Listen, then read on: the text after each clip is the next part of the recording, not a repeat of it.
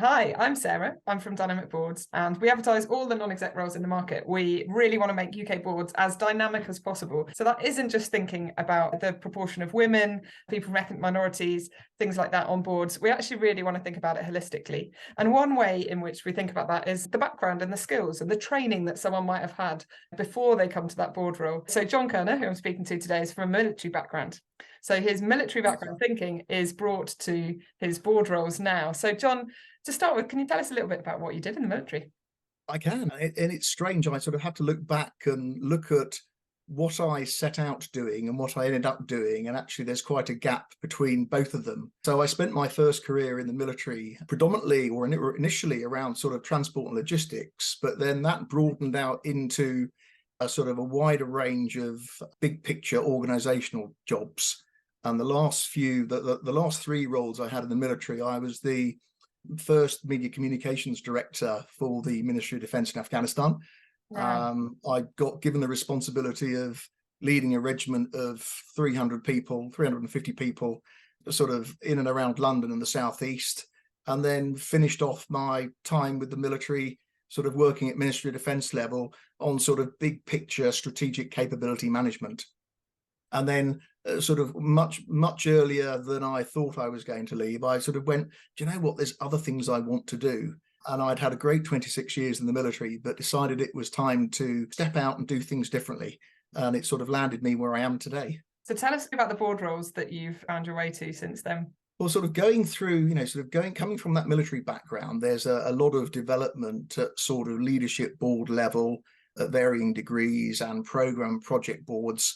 And I came across a wonderful charity in 2019 called High Ground. And somebody had one of my mentors had told me that I was probably missing a heart-shaped hole in some of the stuff that I was doing in my non-military life. And so I interviewed and I was invited onto the board of High Ground. And I've been a trustee there for just over 4 years now. High Ground, my heart-shaped hole. So they're a national military charity and they provide horticultural therapy services to the Defence Medical Rehabilitation Service Centre at Stanford Hall, just south of Birmingham, and also work with military service leavers and veterans to sort of bring them and educate them and bring them into roles in and around the land-based sector. So that could be everything from pig farming to agri-tech. Okay. Wow, really varied. Yeah, so a very varied role. I mean, it's a real love of the outdoors and everything around it, and actually helping service leavers and veterans maybe open their eyes that it's not all about farming, but actually there's a whole range of opportunities out there in the land sector that the vocational skills and the transferable experience of a lot of servicemen and women are really well suited for. So that kind of was a first foray into governance outside of military, but actually the organisation itself was still very much serving that community. What came next? Well, I suppose it was a combination of things. Sort of mid-career through the military, sort of one of my mentors mentioned to me that defence would only ever teach me what defence needed me to know. And although defence is quite a large and complex organisation, it was really the sort of the kick up the backside, the nudge that I needed to go and start exploring what happened in other sectors and how those sectors did their business. So I sort of started my professional development with the Chartered Management Institute. And then as I left the military, had the opportunity to do the Institute of Directors certificate in company direction. So that was quite a powerful combination, having an understanding of how organizations and businesses work from the bottom up, but also how they work from the top down. And so that combination really worked well for me. And I sort of used that in my sort of first role out of the military, which was I was the special projects director at Highways England, now National Highways. Okay. And so I led the company's sort of effectively their EU exit response into government. And so understanding big picture stuff and being able to work across a number of different boards, engage with stakeholders, all the way up to sort of senior national level. It was really a good combination of what I'd been doing in the military, what I had done from a vocational background, but also bringing in lots of the new sort of knowledge and skill sets that I had developed since leaving the military in 2016. And then nowadays I I left National Highway to set up my own company, D7 Advisors, which is really focused on bringing that hybrid mix of military and commercial decision making and planning, helping organizations make better decisions for a better future. So very much through an ESG lens. So John, tell me about the heart-based whole that you mentioned and how that relates to kind of what you've done previously. A lot of my time in the military had been dealing sort of either directly or sort of indirectly with wounded, injured and sick servicemen and women who had come back from operations in Iraq and Afghanistan and even the Balkans beforehand, and just needed either, sort of a little bit of help to get fit, or actually they were being medically discharged from the military and actually making sure that they were being discharged in a way that actually they were just transitioning from the military into what's sort of colloquially called civvy street, but in a way that was better supported. I think even if I look back in 10 years, the nation is doing far better through the Armed Forces Covenant, a far wider range of employers signing up to the Defence Employer Recognition Scheme. And actually, I think society is starting to recognise that modern service leavers and veterans are not the same as depicted often in the media through Dad's Army or through different media agendas. Yeah. When I talk about equity, diversity and inclusion, I make the slightly tongue-in-cheek comment that I'm part of a community of 2 million people. We don't have protected characteristics, and we're often misportrayed as being mad, bad or sad. So John, tell me some examples of sort of how your military-based thinking sort of comes into your board roles. I think part of the military-based thinking is often the ability to understand the right approach to decision making for the right problems. And that sort of ties back into governance. Sometimes companies are very fixed on, one size fits all governance, rather than taking in some cases, a minimum viable approach to governance. Obviously, some sectors are more heavily regulated than others, but it's understanding the most appropriate decision making approach for the challenge and the environment that an organization is trying to work its way through, and then actually having a structured approach, whether it's longer term actually forming mature strategies, or even if it's just sort of annual planning and making sure that plans are aligned with strategies and actually they're coherent across the whole organization, and making sure that there is coherence within the sector they're operating in, not just from a regulatory perspective, but also from a customer, stakeholder and employee perspective. So I remember hearing about, I think when we were chatting to onboarding officers, which is a great organisation for encouraging. Are you connected to them, John? I've been through their programme. You've been through their programme, yeah. Joe Haig is one of my, I just love Joe. Well, for those who don't know, do you want to tell us what onboarding officers do then? You tell us. Onboarding officers is a programme that really takes military officers out of the command room into the boardroom.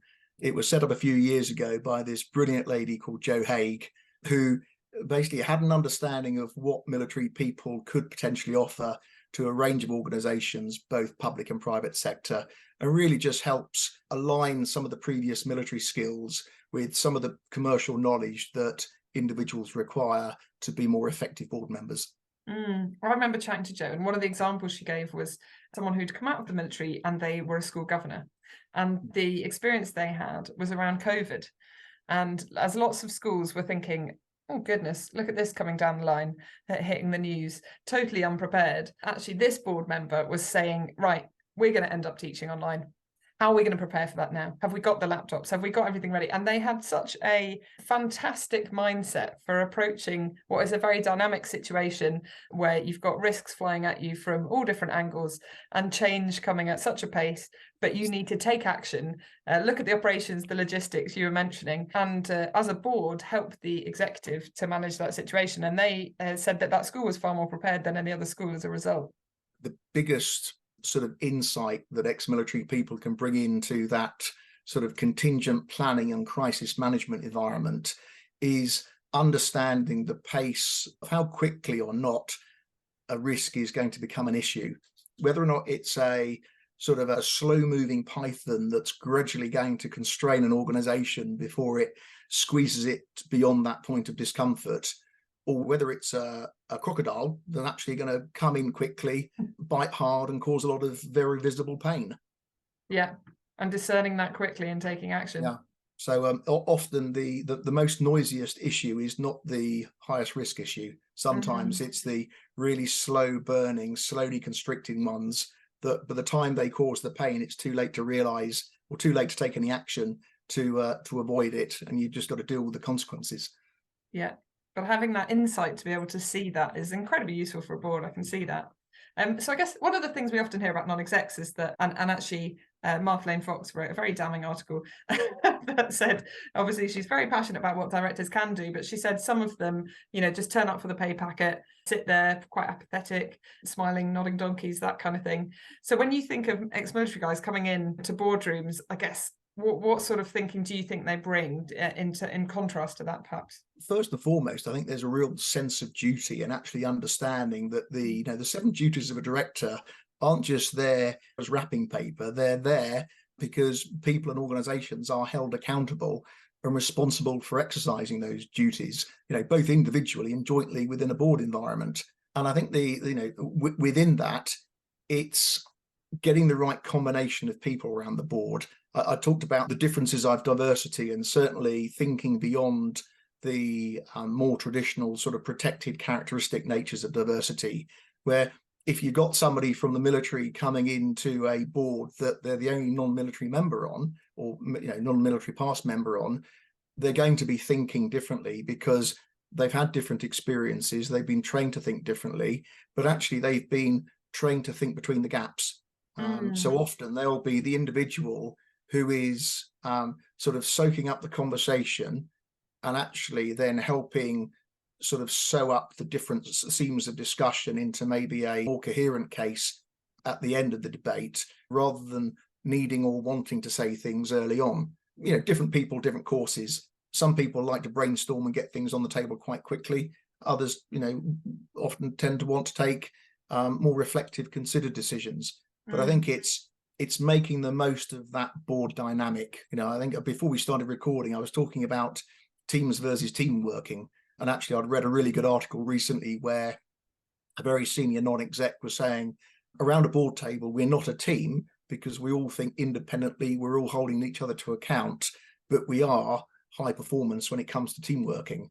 And I tend to sort of agree with more that view rather than we're a single team view that often generates groupthink or maybe not sufficient constructive challenge and critical thinking at the right stage of a decision-making approach. Yeah, I definitely agree with you. And I think there is moments, in my experience in on boards, is you have that moment of agitation where you do really disagree and it is challenging sometimes, but that's actually a really healthy tension that we definitely need on boards. And in my mind, you've got to be able to not just create and be comfortable with that tension, but be able to move on from it after the right discussion or the decision has been made. That individual and joint nature of being a director, these are all people that we have to work with at the end of the day, and we've got to be able to get on with each other, both in the boardroom and outside of the boardroom. Yeah, definitely.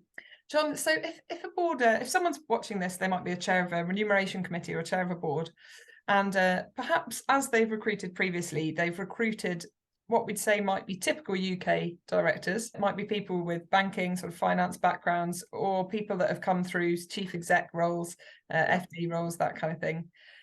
What would you say to them when they're getting a CV through from someone who's from a military background? I guess then maybe not used to seeing those sort of candidates coming through. What would your message be for them? I think my message, would be to the organisations who are writing candidate briefs in the first place, but also to the potential candidates. I think primarily it's from an organisational perspective, it's taking a really deep look of the mix of the skill set and the broader experience that you might want around a board table, rather than writing a candidate pack that really reflects the qualities, personality, knowledge, skills, and experience of either the person who's writing it or the person who's being replaced on the board. It is that, that power of combination can't be understated, certainly in terms of team working dynamics. And then from a candidate perspective, I've I've in the past have sort of discounted myself early, I suspect, from board roles, because the candidate pack has said must be financially qualified. Well, I've got I've got a distinction in my financial module in my company direction certificate, but I'm not a formally qualified accountant. And actually, it's really that balance, certainly on smaller organizations, whether they might want to have somebody who is very highly qualified, but in doing so, are they discounting a whole range of people who are who would make great board members, but maybe aren't sort of ticking the last 20 or 30% of boxes? I think you're definitely right there, John. There's so many times when we see people get board roles that didn't meet the brief, and you think of all the candidates who didn't apply because they didn't meet the brief. Correct. Yes.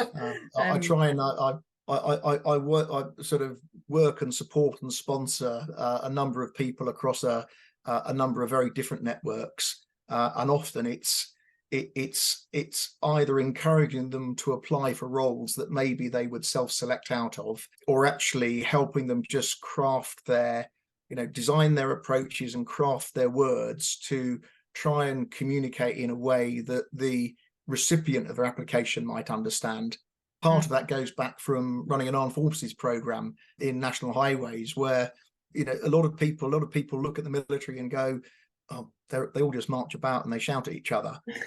Well, when you've got lots of professionally qualified engineers, you've got sort of transport professionals like me who look at things very much from a customer perspective.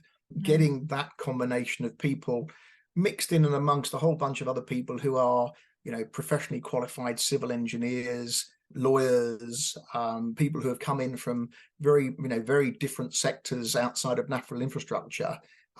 There's the opportunity there to create some very high performing teams, from project level upwards. There's a lot of opportunity for groupthink, but that's where designing teams for success comes into play. Yes, and being thoughtful about it.